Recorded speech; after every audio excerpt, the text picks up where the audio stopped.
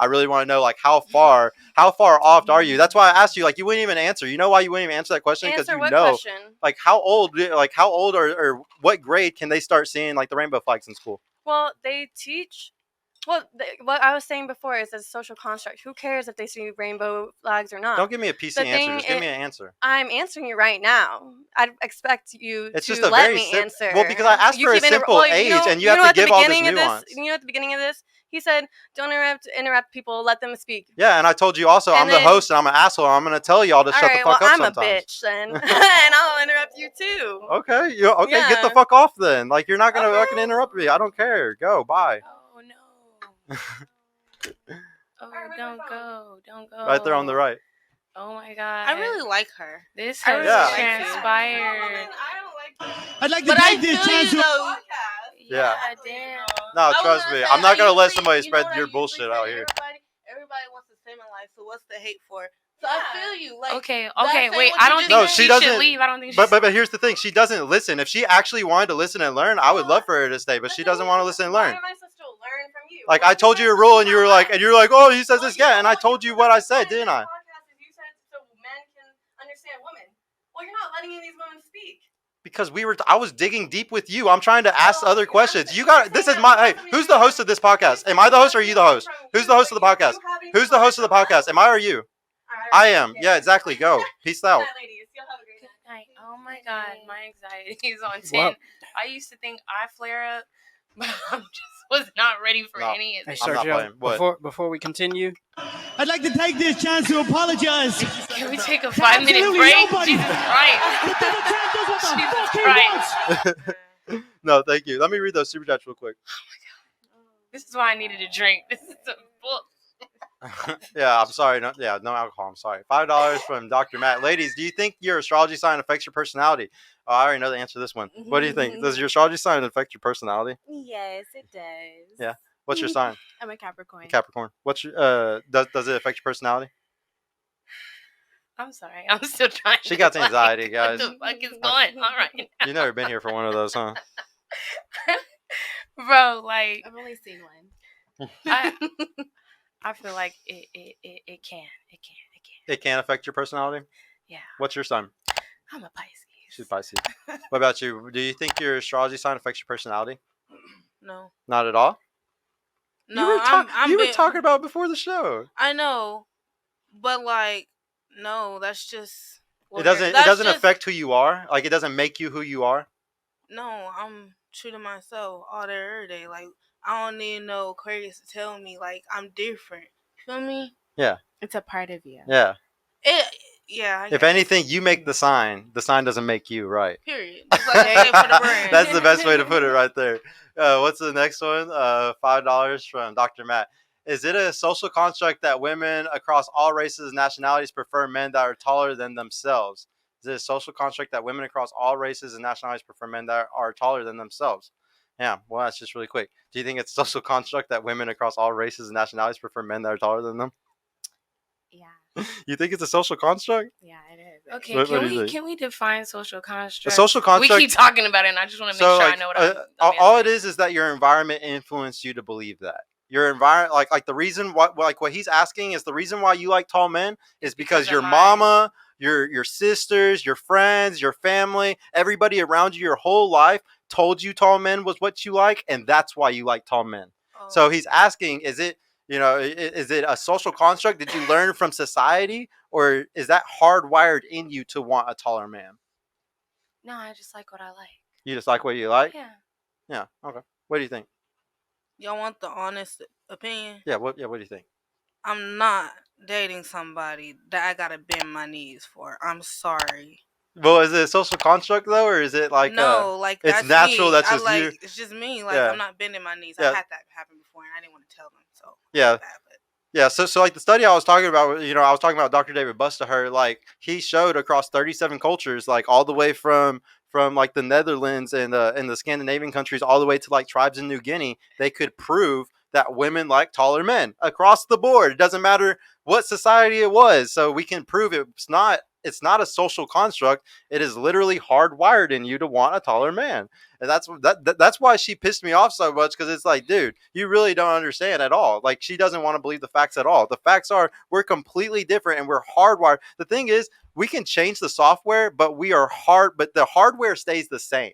Like, we have had the same hardware for hundreds of thousands of years. Like, we are borderline chimpanzees still. 99% chimpanzees, actually, by genetic standards. So, like, when you look at stuff like that, you realize we're not as smart as we think we are. Can we all agree can that I- we be feeling stuff at least? Because when y'all was talking, I swear to God, I thought I was going to have to get up because I was like, damn, bro, I feel like I got the bubble guts. But then once everything The calmed bubble down, I guts? feel okay. But I was like, oh my God. She got the Jesus bubble Christ. guts? Okay, But I feel object to everything. Yeah, object to all of Honestly, it. Yeah, go ahead. To be honest with you, like real talk, none of this like has anything to do with me, because like I don't go off my environment. I don't go off. I am me. I am me. Okay, well, how am did you me. become you, though? Life, but like not with people telling me. I always stood out because I just no, you're not gonna tell me what's good for me. Like, no, you don't know me. You don't know me. So I've been that the whole entire. Like, this doesn't have. I feel like it has nothing to do with me, because to be honest with you, I ain't listen to nobody. Never. The environment doesn't change me as a person. I always told everybody as I was young, be true to yourself no matter what. Like, this has nothing to do with me, because I don't have people telling me who to be or how to act. Like, Well, social, you know what I'm it's not all saying? about anyone telling you, though. It's more The environment. environmental. Yeah, but the environment. So how do you even become you or realize who you are unless you've been in an environment that you feel the need to either be something else, learn to do something else, or appreciate yourself other than what you've been surrounded by? Yeah, like I just feel like, how like you can tell energies, you can feel like, like, I don't know how to explain it, but you know what I'm saying? Like, you could tell from just looking at a place that's where you don't want to be at. Like, you don't have to put yourself in those predicaments to. Never mind. I don't know. Okay. I get what you're saying. No, Yeah. I get it, but it's definitely you. But you know how, like you said, like you are who you are, though. Like, even if you're like a perfect person that like tells yourself you never take outside influence from anything or any people, there's still something that you look up. Like, even when you were a little girl, like when you were 12, 13, 14, 15, like there's certain things that you looked up to, or artists or models or just whoever you looked up to, and like you might have been like, oh, I like that, I'm gonna copy, like I like that hairstyle, or I like this, so you're not ever who you really think you are. You're always a combination of a lot of things that you've experienced, like a lot of people, what you look up to, like you're never truly yourself. Like, I actually, I like one of my favorite quotes is it's called "Standing on the Shoulders of Giants." It's what Isaac Newton said whenever he did I forgot which discovery it was, but he said, like, we have to stand on the shoulders. Like, he didn't discover that on his own. He stood on the shoulders of giants. He stood on the shoulders of other amazing scientists over 500 years, and that's how he was able to make that equation or figure out like that problem that he was trying to figure out.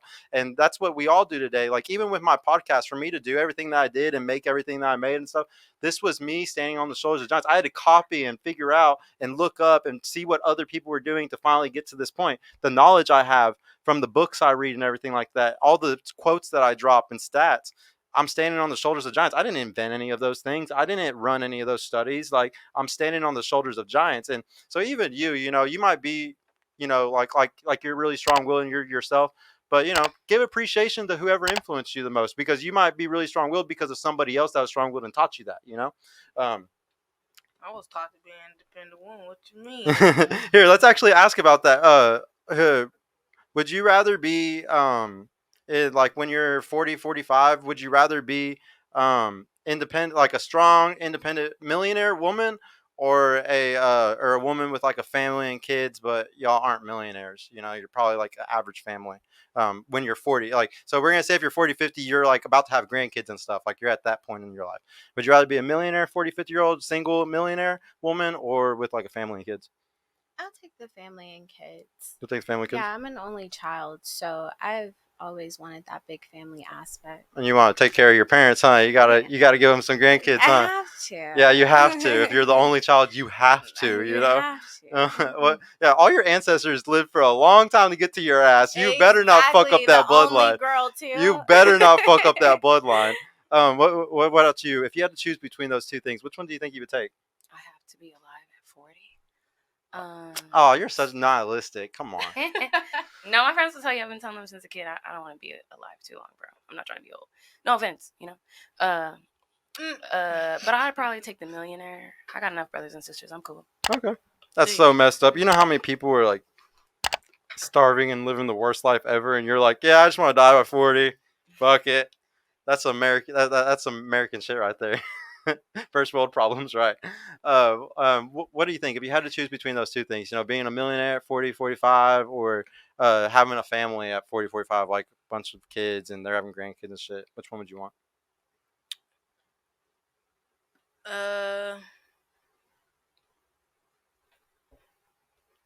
Like, okay, I thought this was gonna be easy for you. not really, cause like I do want that life with somebody. Okay, I don't want a lot of kids. Okay, so I'll take the millionaire and be 40. I'm gonna be like the brat and have one baby at 40 years old. One baby at 40 years old. So you're gonna be with a woman? But No, I'm just playing, bro. I know. wait, but why just one? because you know. You don't want more than one? What if you end up with twins? Okay, well then that's Get rid of the other one. Do, but no. To buy one get one free, you just give the other one away, sell it or something, right? No. No, okay. I'm sorry. I come from being adopted, and I don't play like you know. Aw. So you know. Okay, I'm sorry for that joke then. Hey y'all, Sergio here. I just want to mention I've created a completely free guide that shows you exactly how I went from having low confidence and being painfully awkward around women to easily meeting and dating numerous high quality desirable women in real life without the use of any dating apps or social media.